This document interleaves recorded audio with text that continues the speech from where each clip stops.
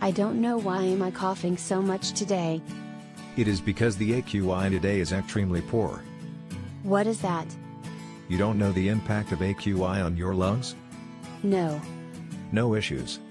Let's learn about it through the YouTube channel. #Do you know? Hi everyone, welcome back to my channel. Hope आप लोग सब ठीक हैं and corona से बचने के लिए सारे प्रिकॉशंस ले रहे होंगे। सो आज का वीडियो का टॉपिक है लंग्स को अपने एयर पोल्यूशन से और उसके साइड इफ़ेक्ट से कैसे बचाना है। दिवाली अभी अभी हुई है, उसके बाद से एयर क्वालिटी इंडेक्स नाम का वर्ड हम सब ने ही सुना होगा कि कहीं कहीं का एयर क्वालिटी इंडेक्स बहुत ख़राब चल रहा है। स्पेशली जैसे आप दिल्ली एनसीआर रीजन की बात करें तो न्यूज़ में बता रहे हैं कि एयर क्वालिटी इंडेक्स काफ़ी ख़राब हो चुका है। तो आज की वीडियो इसी के बारे में है कि एयर क्वालिटी इंडेक्स क्या होता है, इसका हमारे लंग्स पे क्या असर पड़ता है और अपने आप को और अपने लंग्स को ये एयर पोल्यूशन से होने वाले डैमेज से कैसे बचाना है। ओके, तो चलिए स्टार्ट करते हैं। एयर क्वालिटी इंडेक्स एक मेजर होता है जिसमें हम 5 मेजर पोल्यूटेंट्स को मेजर करते हैं। इसमें नंबर 1 होता है पर्टिकुलेट मैटर का, जो एयर में कंटेंट होता है उसका। ओजोन जो होती है, ग्राउंड लेवल ओजोन, उसका content. Nitrogen dioxide, sulphur dioxide और कार्बन मोनोऑक्साइड एमिशन के लिए मेजरमेंट करते हैं और इसकी बेसिस पे हम एयर क्वालिटी इंडेक्स का एक नंबर देते हैं पर्टिकुलर सिटी के लिए या पर्टिकुलर लोकेलिटी के लिए। तो इसमें बहुत सारे कलर्स भी दिए हुए हैं गवर्नमेंट ने इंडिकेट करने के लिए। तो जैसे ग्रीन कलर होता है वो इंडिकेट करता है 0 to 50 AQI को, यानी एयर क्वालिटी इंडेक्स को। इसका मतलब होता है कि एटमॉस्फेयर आपका जो भी लोकल एटमॉस्फेयर वो हेल्दी है, गुड है। फिर सेकेंड नंबर पे होता है येलो, जिसमें एयर क्वालिटी इंडेक्स 51 to 100 रखते हैं। तो इसका मतलब होता है कि मॉडरेट है, आपके आसपास की एयर का जो क्वालिटी है that is in moderate category.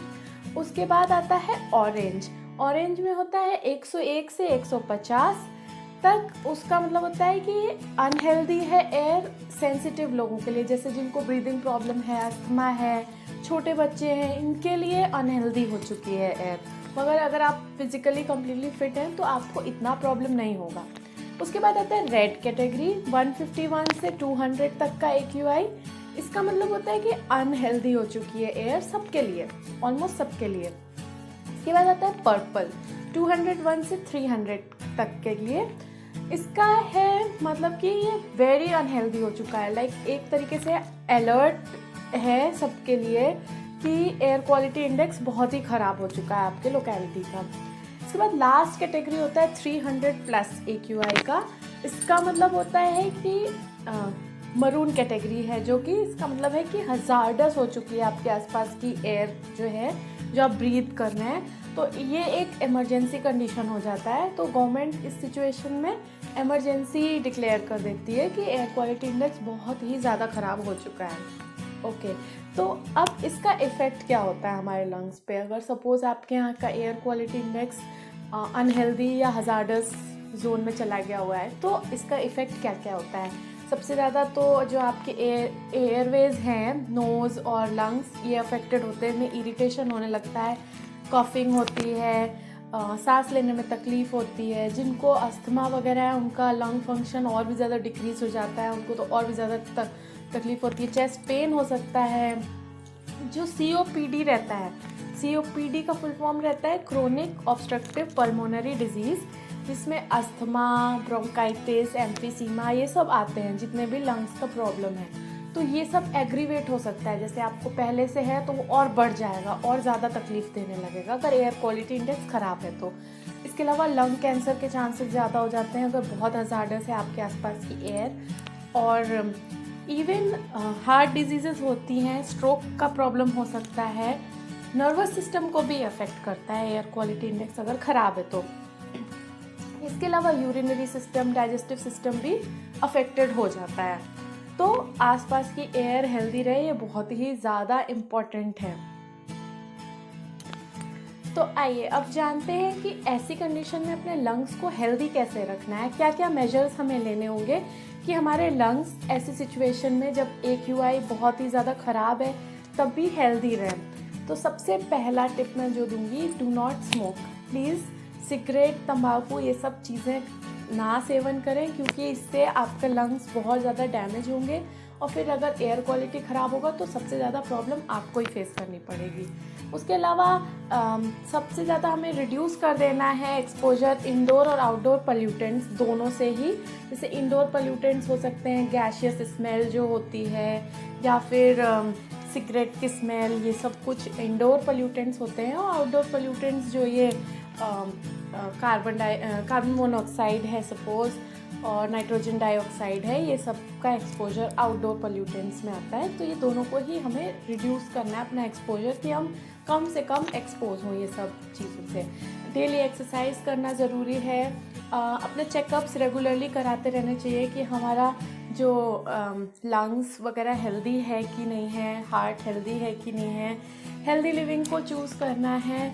और आसपास का लोकल एयर क्वालिटी इंडेक्स जो बताते हैं न्यूज़ में, वो हमें रेगुलरली फॉलो करना चाहिए। हमें अपनी जानकारी में रखना चाहिए कि बाहर की एयर का क्वालिटी कैसा चल रहा है, उसके अकॉर्डिंग हम अपनी एक्टिविटीज़ प्लान कर सकते हैं। मास्क का प्रयोग करना चाहिए। मास्क बहुत ही ज़्यादा इफ़ेक्टिव है पोल्यूटेंट से हमें बचाने में। तो N95 मास्क है जैसे, वो हमें यूज़ करना चाहिए। घर को वेंटिलेट करना चाहिए डेली, ताकि प्रॉपर फ्रेश एयर अंदर आ सके। और थोड़ी देर के लिए खिड़की दरवाजे वगैरह सुबह के टाइम जैसे जब फ्रेश एयर आती है तो खोल देना चाहिए। इसके अलावा अगर किसी को बहुत ज़्यादा इशू है तो हम घर में हीपा फिल्टर्स वगैरह जो एयर प्यूरीफायर आते हैं वो सब भी यूज़ कर सकते हैं। और इसके साथ साथ हमें न्यूट्रिएंट्स सफिशिएंट अमाउंट में लेना चाहिए। विटामिन सी है, विटामिन ई है, एंटीऑक्सीडेंट्स रिच फूड लेना चाहिए, ताकि हम अंदर से हेल्दी रह सके, ताकि हम फाइट कर सके अगर इन केस कोई पोल्यूटेंट या कोई जहरीली चीज़ हम इनहेल कर भी ले रहे हैं, तो हमारी बॉडी इतनी स्ट्रांग रहे कि वो फाइट कर सके। ओके। इसके साथ साथ हर्बल चीज़ें मैं हमेशा बोलती हूँ कि सबसे ज़्यादा इजी टू गेट है, चीप भी हैं और सबसे ज़्यादा इफ़ेक्टिव भी है। तो तुलसी, अदरक, शहद, काली मिर्च, ये सब जो घरेलू चीज़ें हैं ये हमें डेली यूज़ करनी चाहिए अपने डाइट में, ताकि हमारा जो रेस्पिरेटरी सिस्टम है वो बहुत स्ट्रॉन्ग बना रहे और हम हर टाइप की प्रॉब्लम को फेस करने के लिए रेडी रहे, हमारी बॉडी अंदर से स्ट्रॉन्ग रहे। तो आपको कैसा लगा मेरा वीडियो, प्लीज़ कमेंट करके बताइएगा। अगर आप ऐसे और भी कोई वीडियोस चाहते हैं तो अपनी रिक्वेस्ट प्लीज़ कमेंट बॉक्स में डालना मत भूलिएगा। Please hit the like button, subscribe to my channel